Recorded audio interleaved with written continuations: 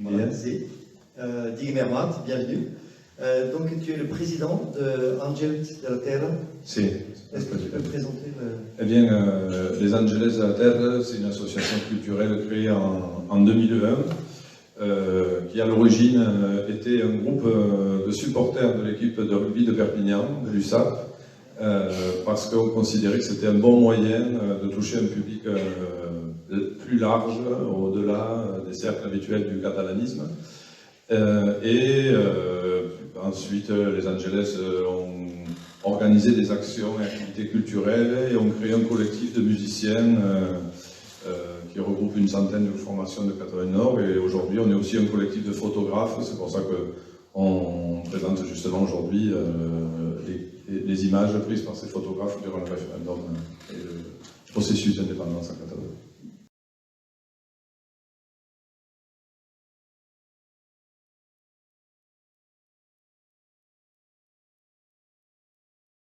Moi, je propose qu'on reparte au XIe siècle. Alors, je ne vais pas vous faire, évidemment, un cours magistral sur l'histoire de la Catalogne. Déjà, j'en serais bien incapable.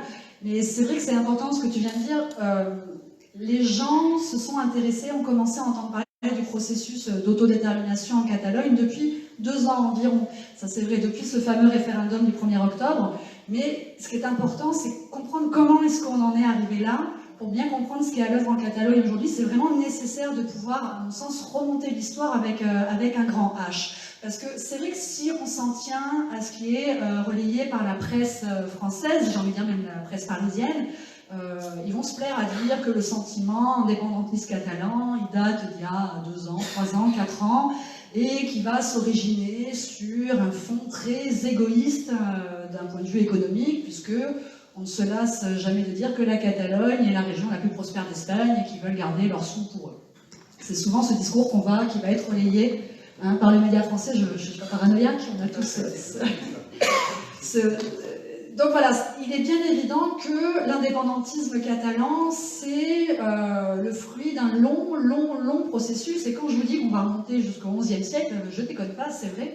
C'est important cette histoire de XIe siècle parce que c'est à cette période-là que la Catalogne s'est dotée d'un parlement. C'est le premier à avoir été répertorié. Alors on a eu une discussion hier soir pour savoir si c'était le parlement écossais ou le parlement catalan, le premier à avoir existé, mais en tout cas ils sont pas loin l'un de l'autre. Donc la Catalogne s'est dotée d'un parlement au XIe siècle et d'un code civil. Et c'est vraiment à cette période-là que le catalan devient une langue administrative, juridique évidemment, mais aussi une langue scientifique et littéraire, parce qu'il y avait déjà beaucoup d'universités.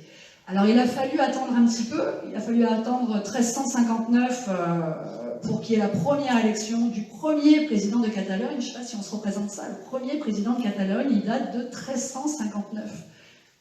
À cette époque-là, il y avait plus de rois que de présidents, je pense qu'on est tous d'accord. Donc 1359, le premier président de Catalogne, et la création de la Generalitat de Catalunya, qui existe encore, en bon an, mal an, à l'heure actuelle. Pendant toute cette période, la Catalogne elle va fonctionner de manière indépendante. Aussi, oui. Nous étions, Après le traité des Pyrénées le 7 novembre 1659, on a appelé le territoire, nous on appelle la Catalogne Nord, les terres étrangères du Roussillon. Alors si on se rend, la dynastie des Bourbons a instauré une monarchie absolue, centralisée, et à cette époque-là a aboli toutes les institutions catalanes. Donc vous voyez que le désir de répression de la part de l'Espagne à l'encontre des Catalans ne date pas d'hier. Alors, je vais vous passer les détails parce qu'évidemment, je ne vais pas vous endormir là sur la digestion. En plus, ça c'est l'horaire un petit peu compliqué. Mais il y a eu tout un tas de soulèvements successifs pour des raisons diverses et variées au cours de l'histoire, au fil des années, mais aucun d'entre eux n'a pu aboutir. Cependant, tous ces soulèvements, ces répressions successives, avec en parallèle un développement économique et culturel qui était à l'œuvre en Catalogne, ce qu'on va appeler la Renaissance, là j'ai fait un grand bond dans le temps, ça va vraiment faire le lit et vivifier les revendications d'abord linguistiques, mais aussi politiques. Et là, on fait un grand bond dans le temps, on arrive en 1892, et on a une assemblée qui se constitue, l'Unió Catalanista, et qui va vraiment dresser les fondements de la Catalogne autonome telle qu'on la connaît aujourd'hui, faute d'être indépendante, ce qui n'était pas tout à fait son souhait forcément à l'époque. 1914 se crée la Mancomunitat de Catalunya, la Mancomunauté, on dit ça comme ça en français, qui va réunir les 4 provinces de Catalogne qu'on connaît au sud, 4 provinces qui vont être réunies en une seule entité sans que celle-ci ait pour autant une autonomie spécifique. Alors tout ça fonctionne à peu près jusqu'en 1923. On connaît Franco, mais on connaît moins Primo de Rivera, qui est un premier dictateur espagnol qui va s'emparer du pouvoir en Espagne donc en 1923 et supprimer, abolir la mancomunauté.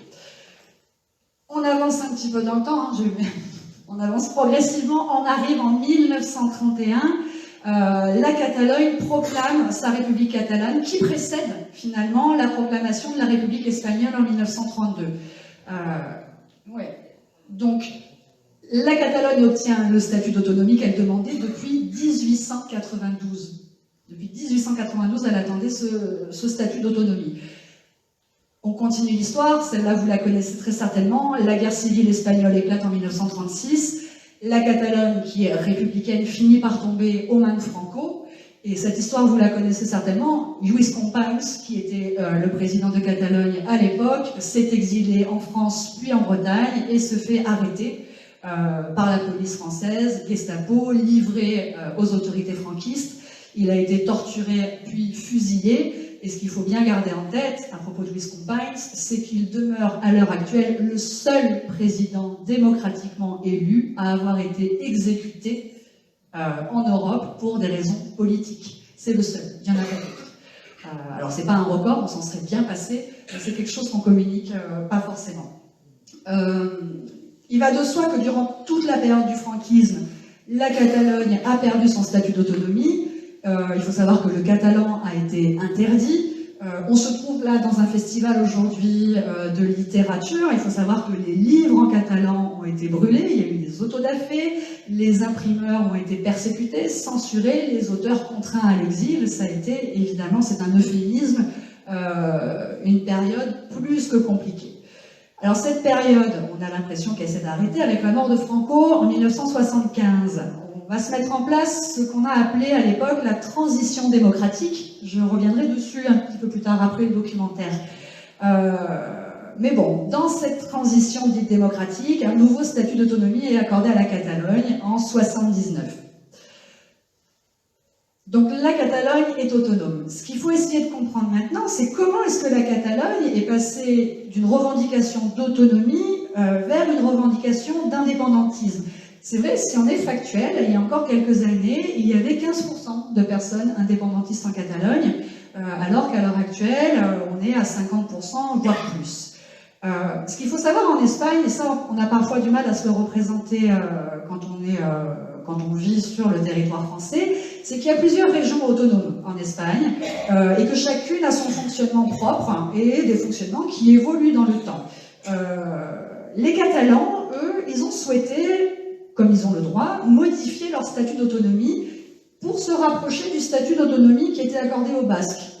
Parce que les Basques et les Catalans ne fonctionnent pas de la même façon, ils sont autonomes tous les deux, mais ne fonctionnent pas de la même façon. Donc les Catalans voulaient plutôt un statut qui se rapprochait du statut basque, et donc ils ont voté par référendum des modifications qui ont été approuvées ensuite par Madrid, donc en 2006, si je ne me trompe pas.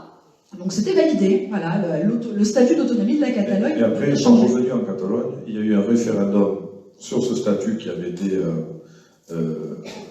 approuvé à Madrid, mais retallat, comme on dirait. Il avait été retoqué. Oui. Retoqué par Madrid, sur beaucoup de points, particulièrement sur le fait que la Catalogne se revendiquait comme une nation. Ça, c'est quelque chose qui ne passait pas du tout pour l'Espagne. Mais malgré tout... Ils avaient réussi à trouver un consensus en 2006. Et puis, changement de gouvernement, on arrive en 2010, et là, le tribunal constitutionnel déclare que ce nouveau statut, qui pourtant avait été validé par les deux parties, était inconstitutionnel. Donc on interdit à la Catalogne de mettre en place ce nouveau statut d'autonomie. Donc cette décision a été évidemment très mal vécue par le peuple catalan, et cette décision en plus elle s'est enchâssée dans un contexte économique, dans un contexte social qui est compliqué, et à n'en pas douter, ça a pris forme de déclencheur dans la mobilisation populaire. Dès lors, c'est à ce moment-là que les associations citoyennes se sont vraiment organisées de manière massive, notamment pour organiser des grands rassemblements, des grandes manifestations qui vont jusqu'à 1 voire 2 millions de personnes dans les rues pour réclamer le droit à décider. Parce que jusqu'à présent, finalement, il y avait une grande part des Catalans qui pensaient qu'ils pouvaient fonctionner dans une Espagne fédérale et qui se sont aperçus que finalement, il n'y avait pas de dialogue et qu'il n'y avait qu'une fin de non-recevoir en face d'eux et qui se sont tournés vers l'indépendantisme. Alors c'est vrai que le mouvement catalan, c'est un mouvement qui trouve son origine dans la mobilisation du peuple, qui est soutenu par ses élus. Et donc, comme tu le disais tout à l'heure, il y a eu l'organisation de plusieurs scrutins. En 2014, la fameuse consultation populaire qui a été organisée par l'ex-président Artur Mas, qui lui n'a pas fait de prison, mais qui a quand même été condamné à de lourdes amendes pour l'organisation de ce scrutin et qui a été inéligible pendant quelques années. Et puis, le fameux référendum du 1er octobre 2017 qui a été organisé par le président Puigdemont, 130e président de la République catalane, en tout cas de la Generalitat de Catalunya, et c'était ce qui était stipulé dans son programme. Il a été élu pour notamment mettre en place ce scrutin. Voilà ce que je voulais vous dire avant la diffusion du documentaire. J'espère que je ne vous ai pas trop perdu. J'ai essayé vraiment de résumer les dates, mais je pense que c'est important d'avoir ce cheminement parce que ce scrutin de 2017, il ne sort pas du néant. Il sort d'une très très très longue histoire de la Catalogne.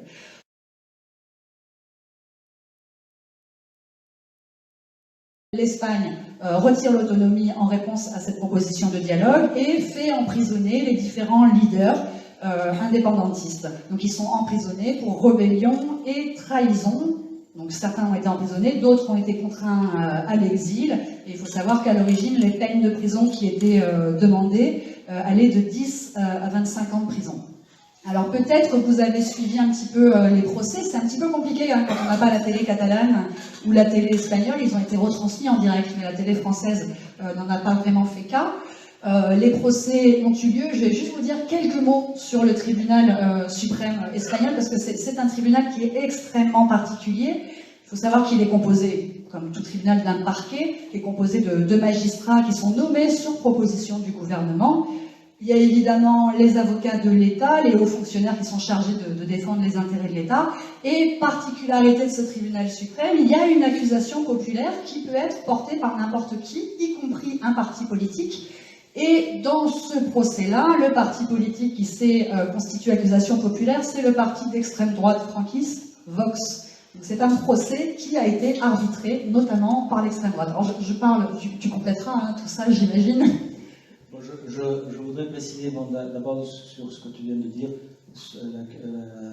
L'accusation populaire n'est pas propre au tribunal suprême, mais c'est normal dans la procédure du droit pénal en Espagne, dans tous les tribunaux. Toutefois, compte tenu du caractère politique de ce procès, il n'était pas normal d'avoir accepté, puisque ça fait partie des compétences du tribunal, d'accepter un parti politique en plus d'extrême droite. D'autre part, le tribunal compétent n'était pas le tribunal suprême. Le tribunal compétent selon le système judiciaire espagnol et la Constitution, c'était le tribunal supérieur de justice de Catalogne. Mais l'Espagne, le gouvernement espagnol et le tribunal suprême ayant considéré qu'il s'agissait d'une affaire d'État et qui concernait l'ensemble du territoire, ça ne pouvait pas être un tribunal de Catalogne qui pouvait juger, mais ça devait être un tribunal de toute l'Espagne, donc le seul qui pouvait l'être, c'était le tribunal suprême.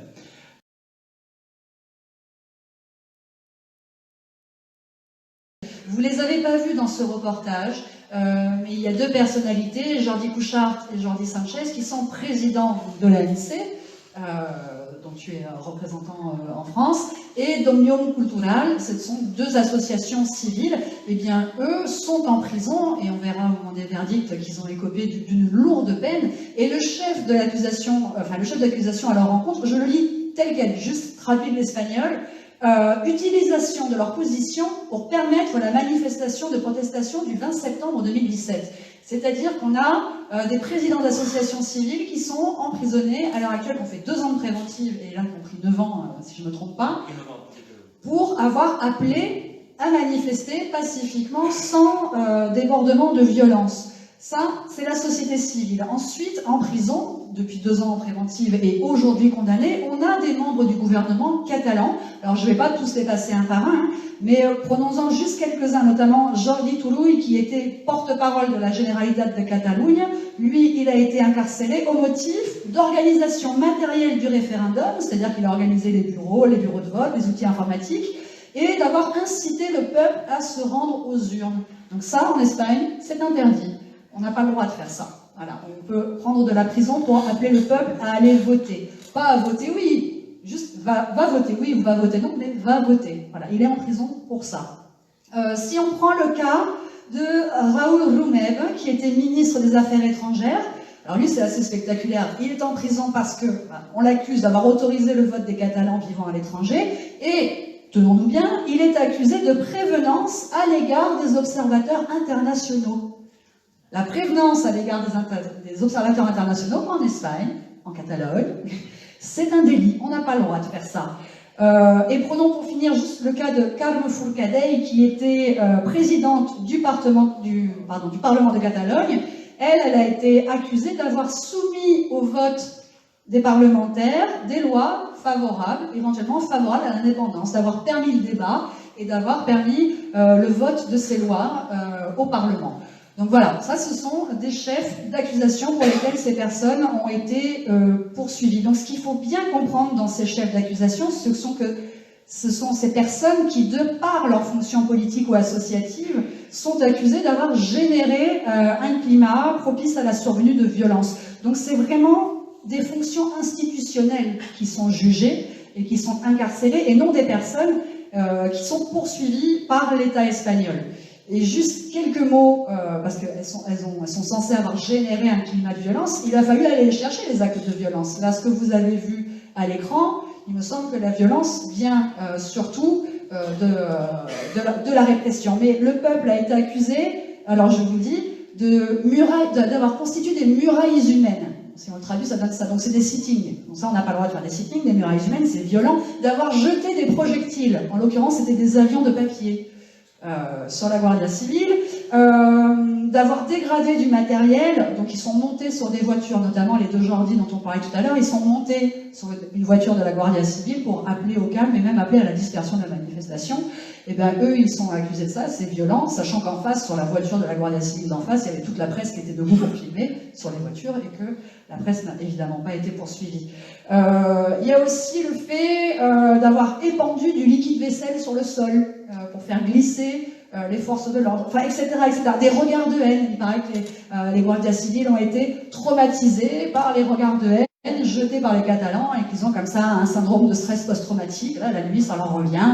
Peut-être qu'ils font pipi au lit, je ne sais pas. Mais en tout cas, ils ont tous... Vous imaginez 300 personnes, il y a eu 300 Guardias Civils qui sont venus témoigner un par un pendant les procès pour dire qu'ils étaient traumatisés par ça, avec un discours fait à l'identique. Alors, ce que tu disais tout à l'heure, c'est pas des élucubrations de Catalans du Sud ou de Catalans du Nord. Ces procès, ils ont été dénoncés par l'ensemble des observateurs internationaux qui étaient présents. Ils ont souligné l'aspect politique ainsi que l'irrégularité de la procédure. Donc c'est quelque chose d'unanimement reconnu à l'international. En parallèle de ça, les politiques qui sont partis en exil ont fait l'objet de mandats d'arrêt internationaux, et il faut savoir que la Cour de Belgique, la Cour d'Allemagne, le Royaume-Uni ont rejeté l'accusation de rébellion et donc ont refusé les demandes d'extradition. La Suisse a directement refusé d'extrader qui que ce soit. Oui, elle n'a même pas voulu considérer la question. Mais tout compte fait, ce système des autonomies, au bout de 30-35 ans de fonctionnement, est arrivé en ce qui concerne la Catalogne à une impasse. C'est-à-dire la Catalogne autonome ne pouvait plus atteindre ses objectifs sociaux, culturels, linguistiques et nationaux. C'est vrai. Et donc, la Catalogne s'est vue comme refusée, on lui refusait à un moment donné même le chemin autonome, puisqu'on lui supprimait son statut. Que lui restait-il, sinon l'idée de l'indépendance?